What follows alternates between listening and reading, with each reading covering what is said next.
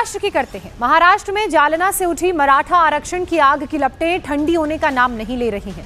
कोल्हापुर, सोलापुर के अलावा संभाजीनगर समेत महाराष्ट्र के कई जिलों में मराठा सड़कों पर हैं, सरकार के खिलाफ आंदोलन कर रहे हैं।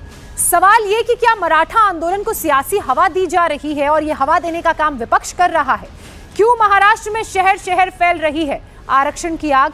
पहले इस वक्त की बड़ी खबर आपको बताते हैं। जालना लाठीचार्ज के विरोध में आज कोल्हापुर में बंद का ऐलान किया गया है। यह ऐलान सकल मराठा समाज की तरफ से किया गया है। मराठा आरक्षण को लेकर जालना और संभाजीनगर में भी तनाव की स्थिति है। अभी वहां पर तनाव जारी है। कल संभाजीनगर में बंद का आह्वान किया गया था और आज जालना में मराठा नेता अनशन पर बैठ रहे हैं। मराठा नेताओं का कहना है कि जब तक उनकी मांगों को मान नहीं लिया जाता तब तक वो पीछे नहीं हटेंगे, पूरे महाराष्ट्र में आंदोलन करेंगे।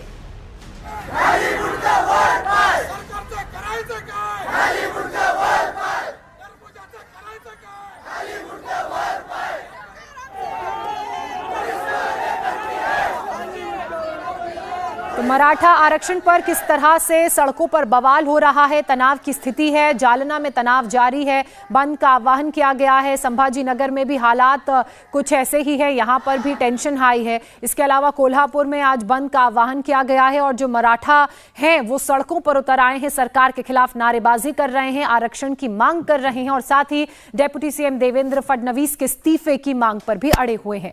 एक तरफ सरकार आंदोलनकारियों को मनाने में जुटी हुई है, लेकिन मराठा पीछे हटने को तैयार नहीं है।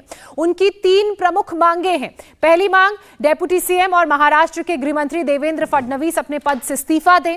जालना में लाठीचार्ज के लिए जिम्मेदार एसपी को सस्पेंड किया जाए और संसद के विशेष सत्र में मराठा आरक्षण को पास किया जाए। सीएम एकनाथ शिंदे के ऐलान के बाद भी जालना लाठीचार्ज और आरक्षण को लेकर मराठा समाज का विरोध प्रदर्शन अभी भी जारी है और लगातार अपनी मांगों पर वो अड़े हुए हैं।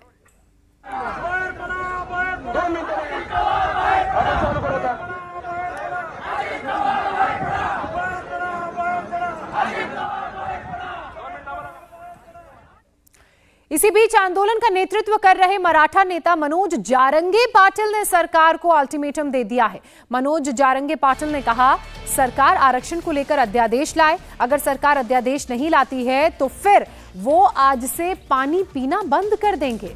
मनोज जारंगे ने सिर्फ बैठकों से काम नहीं चलेगा वाली बात भी कही। सरकार को मराठा आरक्षण पर फैसला लेने की मांग पर अड़े हुए हैं। अगली बार सरकार की तरफ से अगर कोई प्रतिनिधि यहां आता है तो वो अपने साथ अध्यादेश की कॉपी लेकर आए। मनोज जारंगे इस वक्त जालना में भूख हड़ताल पर बैठे हुए हैं। इंडिया टीवी संवाददाता दिनेश मौर्य के साथ जारंगे की एक्सक्लूसिव बातचीत हुई, सुनिए आप। मराठा आरक्षण का सबसे बड़ा चेहरा बनकर उभरे मनोज जारंगे पाटिल इस वक्त हमारे साथ है, उनसे बात करते हैं।